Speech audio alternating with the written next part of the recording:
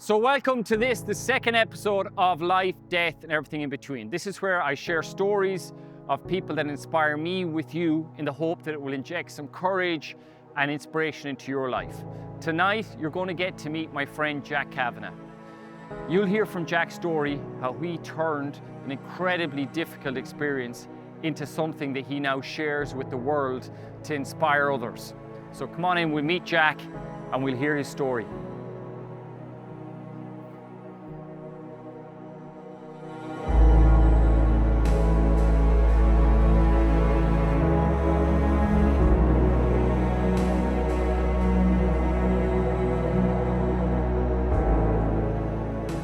Okay, lads, let's do it. So, Jack Kavanagh, I am so happy that you're here sitting across from me because, as we were saying earlier on when we were chatting, I have a huge admiration for you. And part of this whole life, death, and everything between is to inspire people with stories from people who are inspiring. So you're here. So I'm here, and here the admiration runs both ways. So Stop it. that smile, that smirk. There's some questions coming at me that are going to be zingers. I can feel it already. Yeah. Well, the lovely thing about sitting with you is it's kind of effortless in a way because, you know, we've known each other, you know, probably on and off and in different ways for, I would say, 10 years. 10 years, yeah. Yeah. And obviously, first it was through the SOAR Foundation, and you came in and you were training and you were inspiring a lot of people just by being you. And you also have that little glint in your eye. So, Divilment. And, you know, one of the things, obviously, when a lot of people know you and your story for a lot of people begins when they start to hear about your accident. But what a lot of teenagers are going to get to listen to this, and families. And so I'm really interested to know what was Jack like well before that. Like, as a kid, I'd say you were full of mischief. But even as a teenager, what kind of teenager was Jack Kavanagh on the streets of Dunshaughlin? Jack Kavanagh didn't spend a whole lot of time on the streets of Dunshaughlin. Yeah, like I grew up just outside Dunshaughlin. Okay. And I was like involved in all kinds of sports and activities as a kid. Not dissimilar to yourself. I was kind of like a Duracell bunny that needed to be depleted every day of energy. And I was running, playing rugby, Gaelic soccer, hurling, tennis, athletics, loved to go to the coast, jump the hedge at the end of a free day and go exploring in the fields with the dog. I just wanted to be outside. And coming into teenage years, like actually as a kid in primary school, I grappled for the first couple of years. You know, I would say life was going well, and then I started primary school and the phone calls home started. And it turned out, after being written off as a problem child for a couple of years, that I was quite severely dyslexic, and my reading age was about 2 years behind a lot of my peers at that time. And I started to get the assistance I needed, and I learned how to learn, and it just opened the world up to me in a really big way. And as a result, though, I had to work quite hard for it. Mm-hmm. And so I became really diligent. And so Jack, as a teenager, was this teenager that had learned that through effort and repetition, I could hit the mark. And so that kind of played out in a lot of parts of my life, that I would really apply myself and make huge efforts. And at the same time, I was a confused kid or teenager going through those years, just like everyone else. And I went to a boarding school, actually, and I boarded, and I loved it over the years. But in the first year or two, I got a tough time, and then years later found tough time. Yeah. And years later found myself kind of returning that to a really good friend of mine, and a group of us, we're all mates. We just gave him a really tough time in fourth year or third year. And I remember coming back in fourth year and apologizing to him, and him accepting that apology. And I think that I look back on that as possibly one of the moments where I sort of learned the most and grew the most as a teenager, was recognizing that I'd done something wrong and apologizing for it. And then, in fairness to him, him forgiving me for it, Yeah. you know, and becoming really close again. And so as a teenager, it was that blend. I remained really sporty. I played a lot of rugby. Mhm. I did a lot of running, and then water sports. Yeah. When did the water sports? Because I heard you said somewhere recently where when you're windsurfing is when you skate most and you felt most free. Because living where you did, how did you get into Yeah. windsurfing and So your love of water?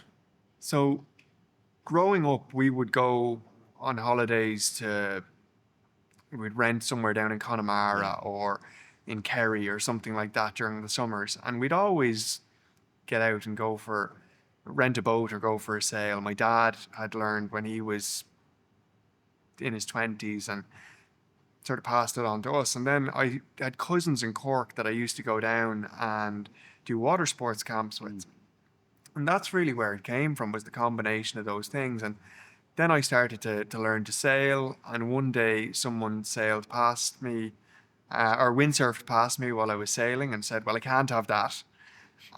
Someone going faster than me. And so I picked up windsurfing and I just learned it very quickly. And it became this like all encompassing thing. I'd be all day in my free time watching videos of different tricks and different techniques, and I'd be looking at the forecast. And even when I was in school, I'd be looking up the forums on the 15-minute break at 11 o'clock, saying where are people going with these wind conditions and wave conditions. And it just consumed me. I loved it. And any opportunity I got to be on the water, no matter what the time of the year was, I'd be out there. And you'd be coming in from, I remember a day at Low Rock between Malahide and Portmarnock, and there was hailstones. It was the middle of the winter.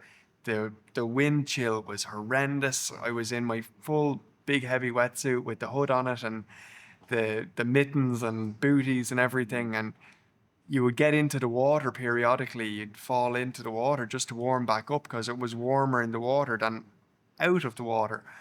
And but you would do it just for the buzz of it. Like it was such an adrenaline rush, and I loved it, and there was a real sense of community with it. Um, and so for me, the water sports I think really put me in a place of flow. Mm.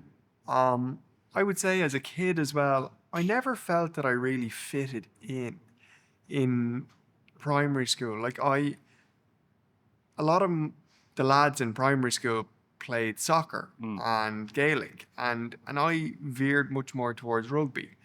Um, During the summer, I used to go and do these water sports camps, and my friends would be doing GAA camps and from home, and always I just felt like a little bit Different. different. And then doing the windsurfing, it was something that I nearly took ownership of Yeah, it's because your thing. it did make me different. Mm. And there wasn't so many people doing it, and I loved that element of it. And similar to the running, it was a place for me where I could go to push myself, and I was in control of the challenge. And I think a lot of those adventure type sports, where there's an element of adrenaline associated with it, that's really to do with the flow state. And the flow state is constantly tinkering with that balance between your skill level and the challenge level. And I just love that. You paint this picture, which is quite idyllic, which is you're down there in the summers, you end up then teaching people how to windsurf, you're on the beach, you're connected to nature, you feel like you belong. Like life was really sailing, excuse the pun, but sailing nicely for you, wasn't it? Yeah, smooth sailing. Yeah, and I trained to be a lifeguard and a windsurfing instructor, and that's how I spent my summers Mm. from about the age of 17 onwards. And I used to go down to the west of Ireland to Closh to Ishka in Belmullet. And you're as far out the west there Yeah. as you can go, Yeah. you're in the sticks. And but that was the place that resonated with me, Yeah. and the people down there resonated with me, and it was the Wild West in so many Yeah. ways. And it was a wonderful place to spend your summers. And we would party in the evenings, and we would be on the water during the day, and it was just really grounding. and good-natured people. And like you said, I had finished, I think it was my third summer down in the West instructing. And at the end of the summer, I was finished my first year in college then as well, Mm. getting ready to go into the second year. And at the end of that summer, myself and some friends from school, we all went away on holidays together. We'd all had different summer jobs and went to Portugal for a week. And on the first day, I got up and I went for a run, Mm. as I so often did. And I found this beach that we spent the rest of the afternoon on. And we were kicking the ball around and swimming and just catching up. And I decided to go for one more swim before dinner. And, you know, as I'd done so many times, I just ran down the beach, dived into the water over a wave. And I didn't realize how shallow the water was. And my head collided with a sandbank. And in that moment, I fractured and dislocated the fifth vertebrae down in my neck. And there was a click, there was a little bit of heat. And then it was like someone just came up behind me and pulled out the power cord, and my whole body just went limp. And it was this weird moment where I realized what had happened. Did you? I knew quite well because I was trained as a lifeguard for a scenario like this, but I'd also just done a year of physiology in college, and I got it and had this awareness. Like, my body went limp and I knew I was in trouble. And And were you scared when that happened? Like when that realization hit you, was it panic? Were you on your own? so one of my friends had dived into the water beside me, and I years later found out that he had grazed his face off the sandbank that I hit. So just Jeez. imagine, there could have been two of us, Yeah. like, and it ultimately was him that picked me up. But so I was face down in the water, and the realization of what had happened came over me, and what happened next was I just became very calm. There was sort of a level of serenity that lasted, I don't know, 10, 15 seconds, where you know what's going to happen next is you'll run out of oxygen, you're going to breathe in water, and then you're in trouble. Mm. But I do vividly remember thinking about my family, and at the time I was dating a girl, and I thought about her, and I remember thinking about mum and dad and my two sisters and our dog Poppy at the time.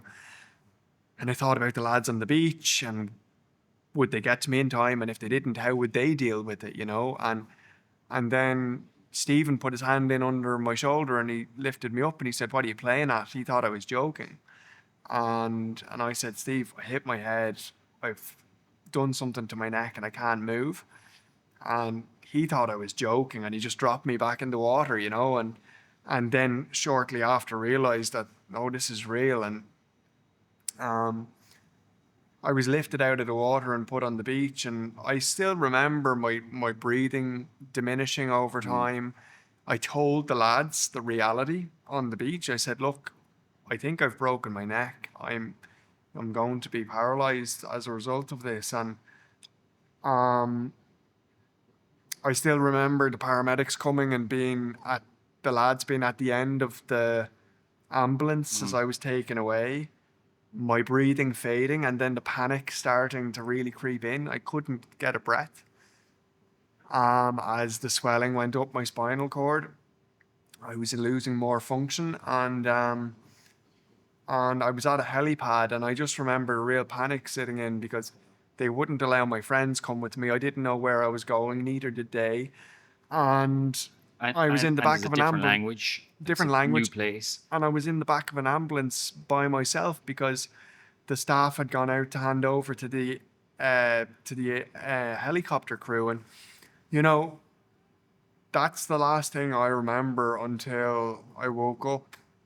I don't know, was it a day later in intensive care? And like, there's a few things that are just really impressing upon me. The calm and the clarity you had to tell the guys what was happening, almost like you were talking about someone else.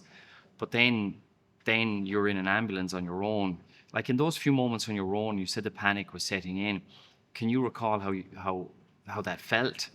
Yeah, it was real panic rising in my chest because I knew I couldn't get a breath. Mm. And you're trying to call out, but you can't get the breath to call out. Yeah. And that was a pattern that repeated over time. Um, and just a huge sense of vulnerability in it. Mm.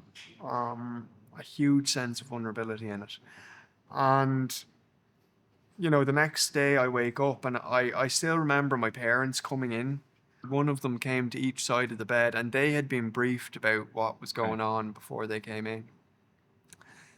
And it's weird, I haven't talked about this for a long time. One of them came to each side of the bed and I couldn't speak, but I just mouthed the words, "I did nothing wrong." And, that was the truth of it as Yeah. well. But it Yeah. was, I know we're all in a tough spot now. Yeah. Um, And what did you mean by I did nothing wrong? Do you mean like, this is just unfair. right? Must have been very hard for them to hear that because they knew that was the truth. They knew that was the truth. And what I would learn about later was that actually on the plane over, my mum had asked my dad this question, and I think it's a very understandable question, and any of us would ask it, and we've all asked a version of it before. And she said to my dad on the plane, "Why Jack? Why would this happen to Jack?" And years, like over those months, I was asking the same question, like, "Why me?" And Mm. you've got just this huge sense of grief Yeah. for the life you had planned, and all the stages of grief, the shock, the denial, the anger and frustration, the bargaining, Yeah. the dip of the depression Yeah. that comes with it, a natural response. And then you start to reconstruct again. And Because as you talk about that, I'm thinking of your lovely parents on the flight over and even walking into you. As you say, that's a very understandable thing for your mum and dad to feel and to think, and then even more so for you, because really, even though you were in Portugal, you still had to get back to Ireland, and the journey was just beginning in some ways. yeah, and I was so fortunate because my friends, it happened on the first day of the holiday. And so my friends from school were there to support us and be with us during that initial week. And what was just as incredible was that I was in Portugal in intensive care there for 2 weeks before they medevaced me home. And the three guys from college I was meant to live with for the next year flew out to hand over and to be with us for the second week so that my parents weren't left alone. Geez, that was amazing. And like I grappled with that "why me" for a good few months, and gradually you start to realize there's another way of looking at things. And I read an amazing book called The Green Platform by Declan Coyle. Good friend of both of What ours. a man. What a man. Great What friend a of ours. man. Yeah. And Declan is, for anyone that hasn't, to read that book. Declan's such a special man. And going through his own battle at the moment with cancer and just absolutely dealing with it like only Declan can. Living the know. book that living you the wrote. living the So book. I didn't realize that. So the Green Platform was important Hugely in your important. recovery. Yeah, hugely important. And I read that book and I met him a few years later. And the interesting thing was that helped me to realize I have a choice here about what way I frame this, about how I respond, about the small moments and the big picture. But in a way, my dad got their way before me. And on the plane with my mum that day, he responded and he said, "Why not, Jack? Why should it have happened to anyone else on the beach?" And gradually I started to arrive at that. And like you arrive at it and then you push it away because that's a hard thing to say. Like, why not me? Because you're back in Ireland at this stage. Yeah, yeah. In where did you Going- come to when you came back to I Ireland? was in So- intensive care again in the Mater. I was in intensive care for 28 days altogether. I was in the high dependency unit for 28 days, and then I was ventilator dependent, like I couldn't breathe at all for Yeah. 49 days. And then you begin the gradual weaning process off that. And I was still on the ventilator when I got to rehab. and I continued to wean off it, and I spent 196 days in rehab. Wow. So like that's a long That is a long time time. for a 20-year-old. That's a big chunk of your life at that stage. And I was lucky though. I was in the rehab in Dublin, and I was lucky I had friends in Dublin that could potter in and out to Yeah. me, and I had huge amount of support, which wasn't the case for everyone. And I was lucky that I had friends from different stages and places in my life that would come and visit. And, you know, I was really lucky in a lot of this. My family were incredible. We have a good network. We, you know, all these kinds of things. And so gradually I realized that there's this choice that I can make, and you don't make it once, you make it 1,000 times. And the thing about asking why not me was it did engender a sense of agency. Yeah. Like, I have a choice here. There is a level of control. I have to recognize that it allows me to pave a way forward. And the small and the big decisions that I make and the perspective that I look at this through, it's going to make or break it. Yeah. And because I watched your great interview with Tommy Tiernan, and one of the things that gave me such a chuckle was you describing the different characters in the ward. Because when you are in that situation, you do meet some, like, there is laughter. I'd imagine from listening to you, there was a bit of crack Oh in yeah, that. we did have a great time. And the thing about rehab is you are mixed in with all sorts of everyone.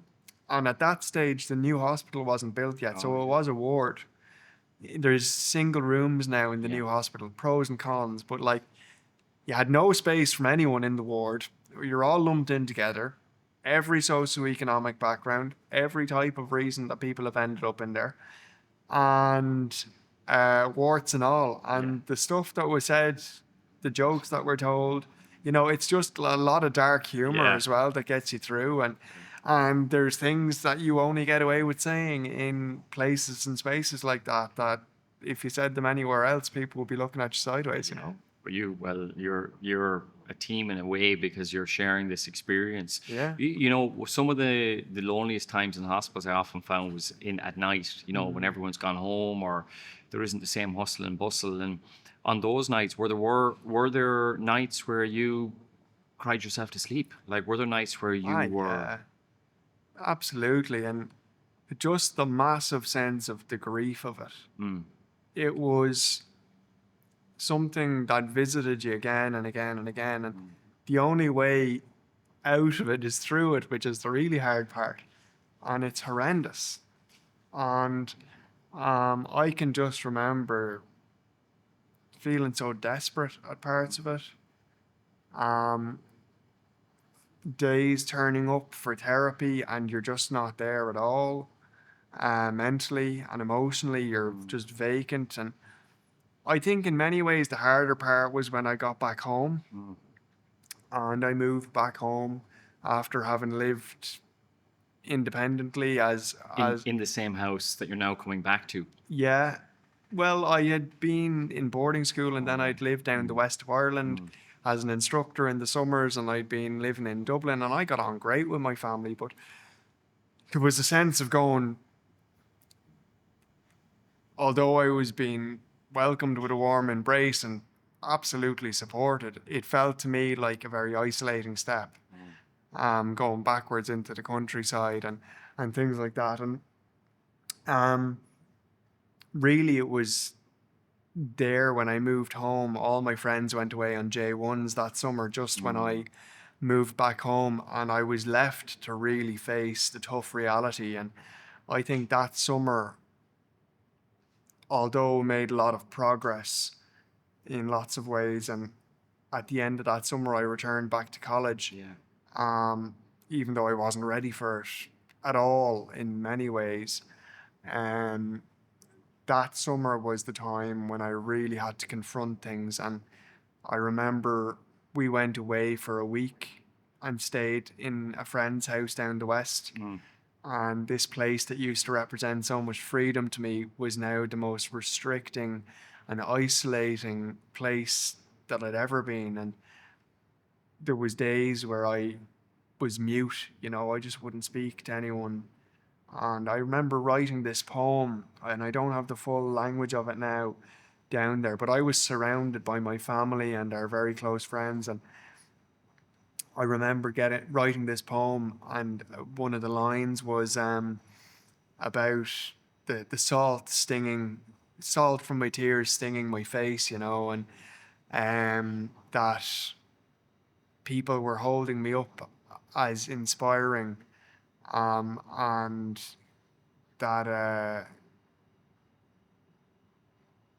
I needed, you know, a plaster to fix the wound that I was experiencing, and I just hadn't found one that fit right yet, and there was a lot more pungent language in it than that now, but just this depth of emptiness and injustice and Yeah.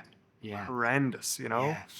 I was going to say I get it, but I don't. And I don't think that anyone who hasn't gone through that can get it. Like, we all have our frustrations in life, but it makes you question everything when something that you feel, when you assume that your future is a certain way and that's pulled from under you, and you're brought to the sea, and all you can do is cry, and all you can do, because you're grieving what you had.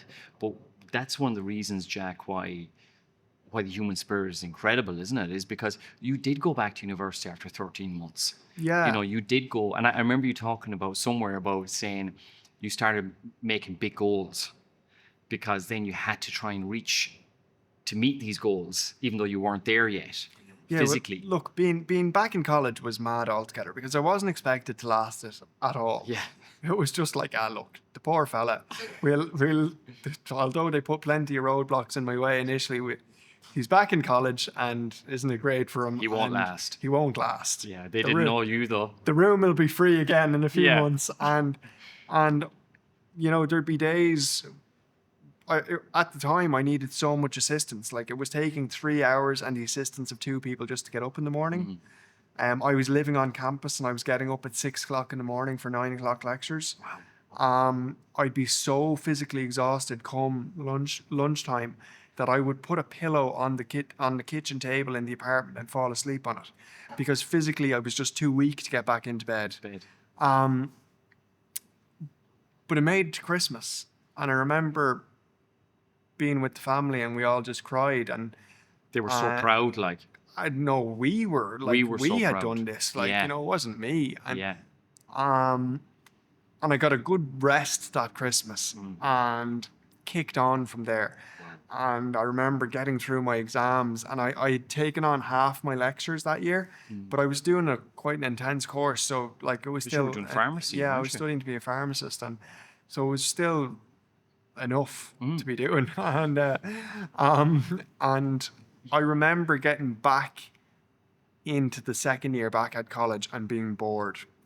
And that was the best thing that happened, because me being bored allowed me to turn my attention to other things.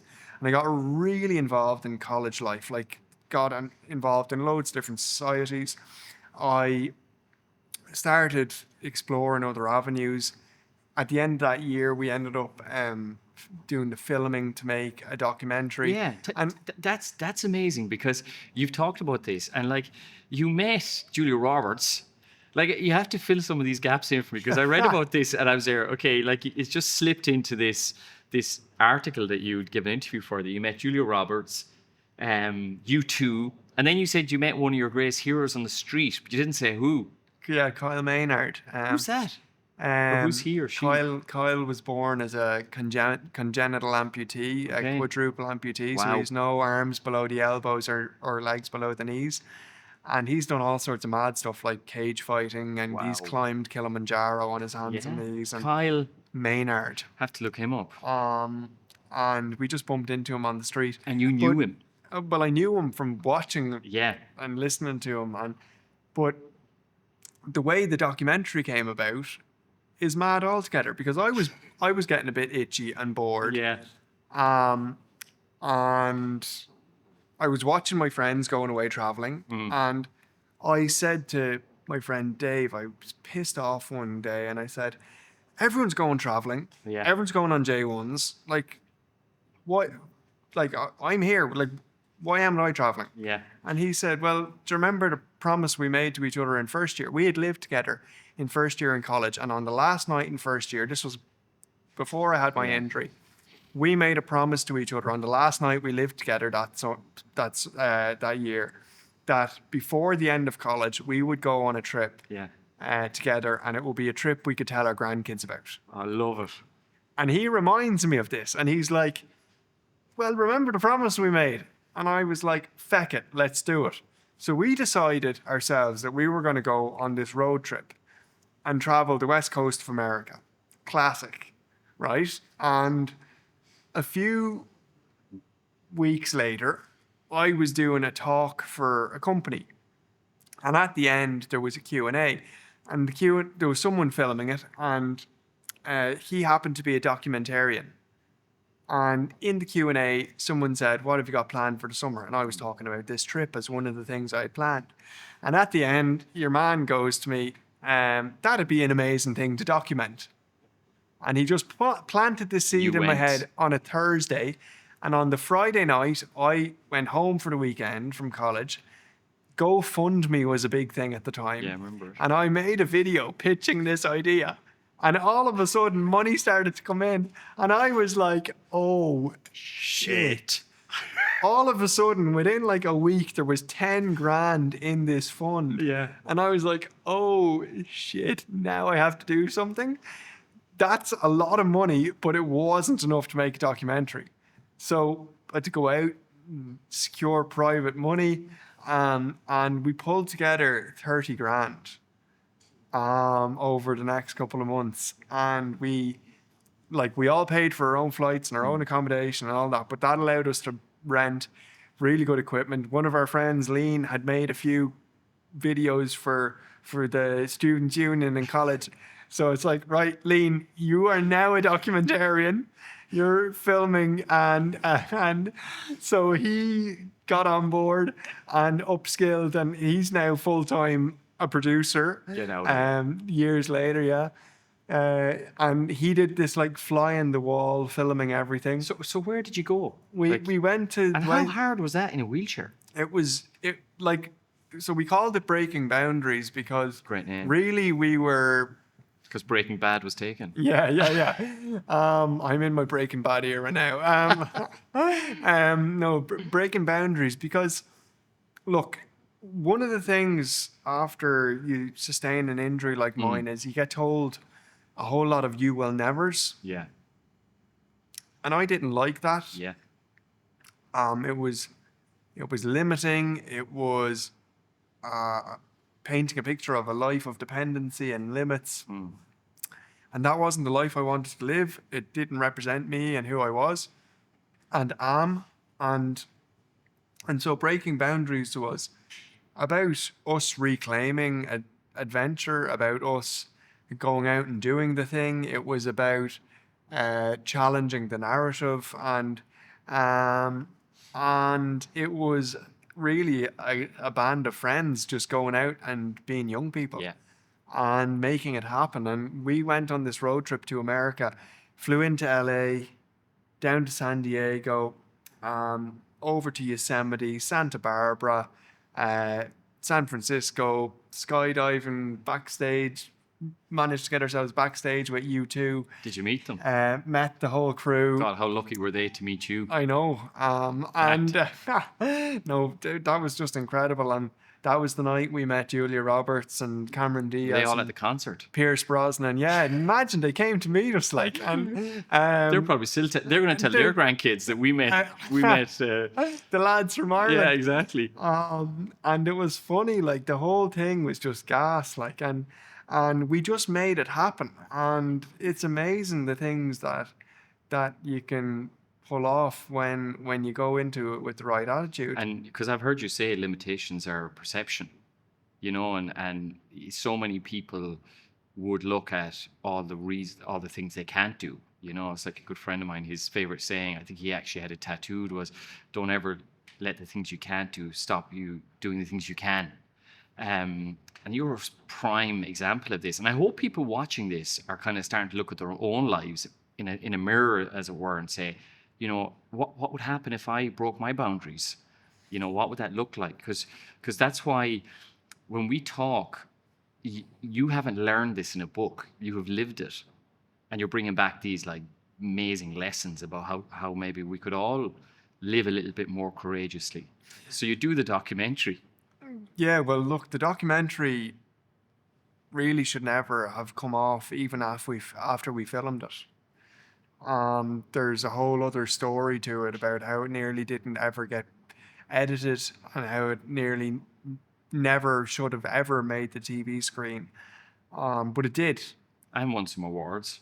and won a few awards along the way and got a huge viewership the night that it went out. Still gets occasionally replayed, but that was just the amazing thing about that journey was you can go out in the world, you can envisage something and you can go out in the world and do it. Yeah. Did that give you confidence, like in I terms think of it yourself? gave huge confidence and a huge sense of camaraderie with the people we did it with. Like, we would go back and relive that in a heartbeat. We're always on, like, what's the next one, you know? And I think that gave me back a sense of adventure. And it helped me to reconcile that, yes, you've got a curveball, but that doesn't mean that you can't live a very full life. Like, the reality is, Tony, like, I have a spinal injury at the fifth vertebrae in my neck. I am quadriplegic. I have 15% muscle function. So that's my shoulders, my biceps, and my wrists. And you've had to build some of that back because Yeah. when I first met you, you didn't have all that function. Well, I probably didn't have as much As you do use now. use of Oh, okay. that function or strength in that function. So the reality is that I don't have any finger function. I don't have any tricep function. I have a load of instability in my left shoulder because it was slightly affected worse. I've no movement or muscle control below my armpits. And a spinal injury is really multi-system as well. So it affects my bladder, my bowels, like different things in my body in different ways. And like, I don't sweat below my level of injury. I don't shiver below my level of injury. So temperature regulation is something I'm always thinking about. Because I can't feel certain parts of my body, I'm always having to make sure that I'm not injuring myself. My body will decondition really quickly if I'm not training it. So like health and training and because you're in great shape. keeping it right. And they're the little things that add up over time. But, you know, that Breaking Boundaries documentary just showed me, like, you can go out and do a thing in the world. And I say that very literally, like, to young people in particular that are listening. Like, if there's something that's in your mind, thinking outside the box, ask for help. You know, people are often very willing to help, and asking for help and being willing to accept it. Like, these are things that, by virtue of my circumstances, I had to learn. And it's amazing the places you would find yourself and the things that can be pulled off. If you just think outside the box a little bit and you're willing to ask for some help. And especially at that age, like, you know, whether you're in a wheelchair or not, or you have a disability or not, whatever it might be, when you're in that late teens, early 20 phase, I look back now and I say to young people too, like, go for the big dream. Because the bigger and the scarier the dream is to you, the more you're going to learn from it, but also the more you'll see how you can do this. And then you can replicate that in other ways. So yeah, it's. I just have this big smile in my heart thinking about you and all the lads, like, driving around in the car and going to the concert. You would not believe half the stuff. No, I would believe all of it. But like silly things like going skydiving. Yeah. And how do you pull skydiving off? Well, you're with someone. You're with someone. Yeah. But how did that feel? I tell you what, up in the plane, and there was these military guys jumping out a bit Yeah. lower than us. So they were jumping out lower down than us because it's harder to jump from lower. Okay. And we're in the plane, and the chute goes up, and I was sitting on the bench opposite the door or the chute. And the two lads jump out anyway, and then the plane banks, and my whole body just jerked towards the door. And I thought I was gone. I had this moment where, look, it's been a Your good poor parents. it's been a good ride. I will see you all on the other side. Yeah. Best luck. And I forgot that I was strapped to the instructor. Yeah. But my whole body just lurched towards the door. I'll never forget it. But when we jumped out, you know, this serenity and calmness. It's so calm when they put it. There's the initial adrenaline of the fall, the free fall, and then they pull the chute, and it's just peaceful and calm, and you're floating on the wind, and it's just lovely. So you loved it. Oh, it's class. Yeah. Now, I tried to do it again, and it was too windy, and I don't know if I'd go a third time. Yeah. I'd say you're the type of person you'd try everything maybe twice just to know how much you like it. Yeah, third time. Yeah. Next life. But can I throw you a curveball for a second? Because one of the things, you know, this is called life, death, and everything in between. And what I'm most interested in is the life and everything in between. But in terms of, did you ever think about why this did happen to you? And what I mean by that is, did you ever like question, is there even a God? And did you ever think about it from a higher perspective, like a soul perspective, that perhaps this is precisely what was intended for your life? Like, have you thought about why did this happen? I don't mean like why this happened to me, but have you ever thought about it on a deeper the level? perspectives that I've thought about it from are, these are the cards life has dealt you. What are you going to do with them? You get one shot. How are you going to play that? Yeah. I do often think about the life that I might have lived otherwise. Not, I said often there, not that often, but I have thought about that. I've been asked before, like, would you turn back the clock and do anything differently? And I say no, I wouldn't. And the reason being is, it's the butterfly effect. You know, you make one subtle shift somewhere in your life, and it's quite possible that all the rest of your life unfolds differently. Yeah, it's so true. And we certainly wouldn't be here having this chat, you know? Yeah. And I wouldn't have met the people, and I wouldn't have had the experiences. And yes, I wouldn't have gone through maybe the hardship in the same way, but you don't know what other ways hardship and trial and tribulation would have shown up. And the character you've developed, like, because the first time I met you, it was like, obviously you roll in a wheelchair, but within seconds, it was as if that the wheelchair wasn't there, because your personality is what shone, and your character. But we've got to earn these things, and when we go through difficult times, you have said it better than I will. You make a choice. What am I going to do? What's my response? Am I going to choose the green platform? For those who don't know what we're talking about, go and get Declan's book. Or am I going to allow this to define me? Like, what am I going to do? Do you, when you dream, do you dream in a wheelchair, or do you dream fully like you were? I dream as Jack, and Jack's existed in different ways. Like, yeah. Like when I hop out of my chair at the end of the day, I'm not in my chair, Yeah, you of know, course.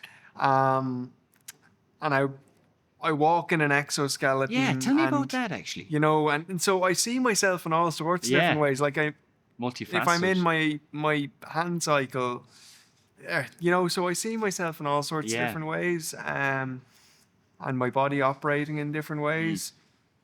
But yeah, the exoskeleton is amazing. So it is really the cutting edge of, at the moment, rehabilitative or training technology for if you've got a neurological condition. And it basically makes you like an Iron Man.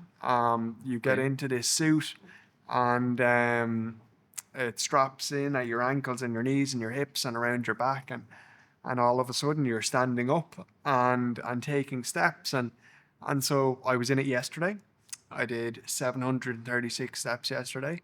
I wasn't at my best. Usually I do around 1,000, but I was feeling a bit off. But like this is part of my ongoing training that keeps my body in good shape for Jack today, Okay. for Jack in 5, 10, Yeah. 15, 30 years, but also so that I can avail of the other technologies that are coming through at the moment as well. And you know, you decondition very quickly if you're not taking care of the basics. So like that's the sexy thing. The exoskeleton is the thing that people love, but Yeah. like, and it's easy thing to put a picture of on Instagram, Yeah. but like the harder thing is doing the stability work for your shoulder, or you know, Bread and butter. the bread and butter of getting out on the bike and getting some cardio in, and that's just as good for the head and my emotional regulation as anything else. And you know, it's keeping your diet clean, it's, you know, all Yeah, getting good night's sleep. They're the foundational pillars that then allow you to do the training that keeps your body right, and the sleep keeps you. I think we're two different people on different sides of Good six night's and sleep. 8 hours sleep, Yeah. you know. So all these small little things, they all compound. It's so nice talking to you, because the one thing, you're so open-minded about everything. You're so open to the conversation, and you speak a lot. So one of the things, obviously, you did a TEDx talk, which what I loved about that was the fearlessness of a child. That whole theme of being fearless. And that's not to say you're not afraid when you're trying these things. You're doing the documentary or you're jumping out with the plane. But what I love about you, Jack, is you keep moving forward. And since you explained your childhood and that like energy you had, it doesn't surprise me why you keep moving forward. And you're always going to be expanding. When you do your talks, what are some of the themes that you really want people to understand? So, I think I always operate through story. Stories are sticky. It's something that I will say forever. Stories are sticky. Like the narratives we buy into and choose to believe, they carry us, they carry with us. Yeah. And those narratives impact our behaviors and the way we think, and, you know, the words we speak, and it goes on and on and on. And whether that's constructive or destructive, enabling or disabling, whatever it is. So I tell stories from my life, and I tell stories from different parts of my life. Like a story I didn't tell you about my childhood was a core story that I will tell to business audiences, which is about two teachers I had. Okay. Go on. And more than that, it's about the environments they created. And this was in the context of me as a young person with dyslexia. Now, I won't give you the whole story now. Is it good teacher, bad teacher? Well, they're two different styles. Okay. And actually, what I'm ultimately talking about there is we're introducing what would be considered a diversity topic, which is me having dyslexia. And then we're introducing two leadership styles, which are the styles of the teachers, which are very diametrically opposed. And one is constructive and enabling and empowering of the people in the classroom. The other is destructive, disempowering, and disabling. And we all know people that fall into the two categories. And actually, on the two sides of 6 and 8 hours of sleep, we can fall into them ourselves. True. And the thing is that on the day that you've got 6 hours of sleep, you have to make a choice. And what way do you make that choice? And that's the hard day. It's easy on other days to be the constructive person and to lean in and to support others and to do all of those things. But it's on the day when it's harder that you're really tested. And so that's an example of a type of story that I would tell. And so that hits on diversity topics, but also leadership topics. I might tell another story about the Navy that starts with the Navy SEALs, and the type of situations that they train for: volatile, uncertain, complex, and ambiguous. And that leads me into talking about my spinal injury. Yeah. But does that not sound an awful lot like the news cycle right now? Volatile, uncertain, complex, and ambiguous. Does that not sound an awful lot like being a teenager? Yeah. And being an adult or a parent, I'm sure. I've no understanding of that yet, but you could speak to that. What's the ultimate thing that I pull out all different learnings from that, but what's the ultimate thing you need to know at the end of that story is that I did none of it alone. Very true, because your dad, like, you know, I was talking to you earlier in the day and I was saying, I love doing this thing called Triple H, and some people have heard of it, you know, your greatest hardship, your greatest highlight, and who has been your greatest hero. And how would you answer that one? So it'd be easy to say that the spinal injury was the greatest hardship, but I think it wasn't. Really? I think the thing that I found the hardest was the impact that it had on some people around me. So I'd say that for hardship. Yeah. And that's more of an emotional thing than it is. I get it, because you're such a caring guy, and like that just epitomizes how considerate you are. Yeah, but also it's something that you can't change, which is the hard part about it. The highlight, I would say, and this lives through a lot of things, but reclaiming adventure. And I have this moment that really stands out to me. It was during the pandemic, and I said to you, the West of Ireland represented freedom to me in such a big way. And then going back down there after my injury and using a wheelchair became such an isolating, frustrating place to be, because I couldn't interact with the environment the way I wanted to. But every year I went back after those initial 2 or 3 years, I went back with a new piece of equipment or assistive tech that would allow me to do something new.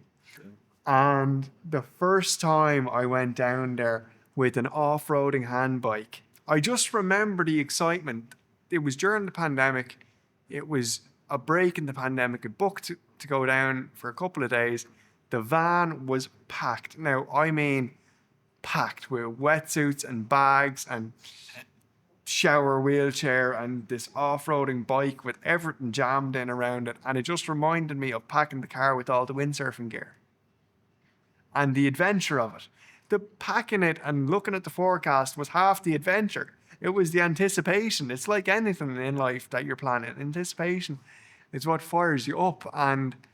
But I remember getting down there and unpacking everything and getting a hand into my bike and rolling down from the sand dunes onto Manning Beach. And the tide was out, and I just booted it up and down that beach for the whole afternoon. And for me, that was, I think, the spark. It was like the first time that I felt like I had the equipment and the sense of myself and the control of myself and the environment and the people. It was like the combination of all of those things to realize the adventure again, and for me to be actively engaged in exploring. Yeah.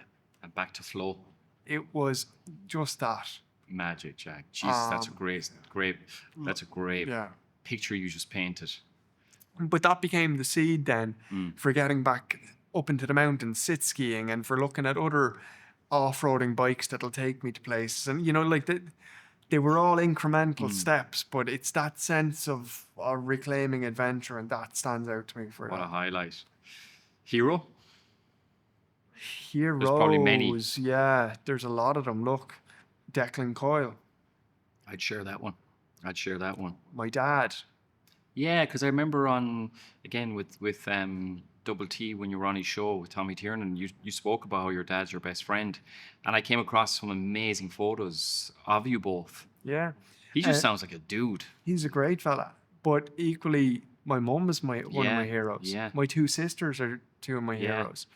I have heaps of friends. Like, I think ordinary people do remarkable things every single day.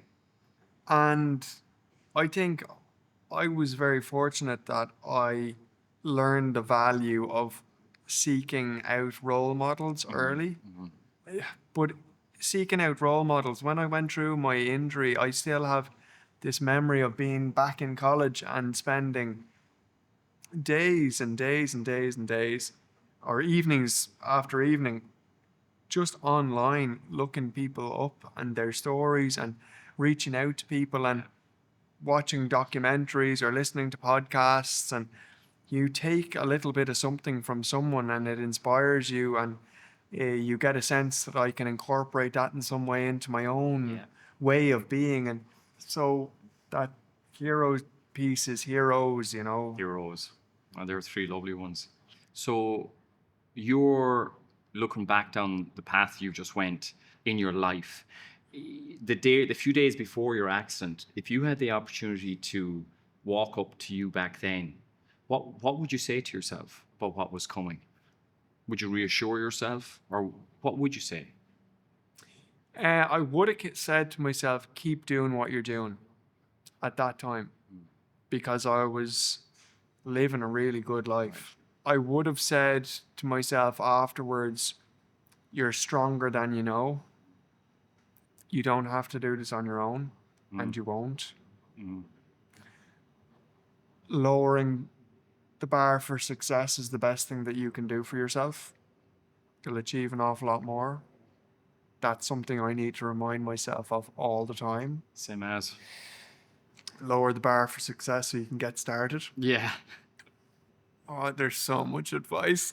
So, and maybe we'll finish on this, because I know a lot of families share this with their kids, and I know a lot of schools play these podcasts. And I love that, because when I was a teenager, I would love to have been inspired. I was like you, I was looking to be inspired.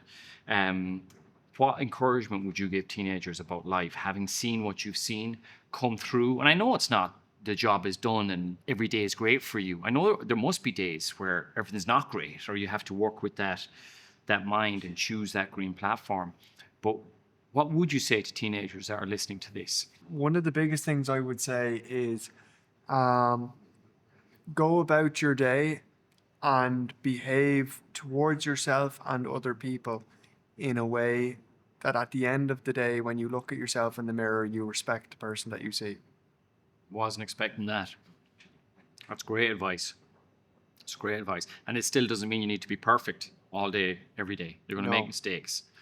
That's something that I work with all the time, is at the end of the day, like, you get dealt a different hand to a certain extent every day. Different energy level, different series of interactions, different things will arrive into your inbox or into your classroom or whatever it is. Did I comport myself in a way that I would respect myself at the end of the day? I have to say, Jack, that was so enjoyable. That was so fun talking to you. I could do it all night. Thanks so much, man. Like, thank you. One of the things, as I said, you know, heroes come along every day, but I think some of us have to dig deeper than others. And you've had to dig deeper than most. And the way you've done it, the smile in your face, I'm so happy that you were able to spend some of that time with me, and that people will benefit from this, because I know they will. They'll be inspired by you, and so they should. Cheers, Tony. It's been a pleasure.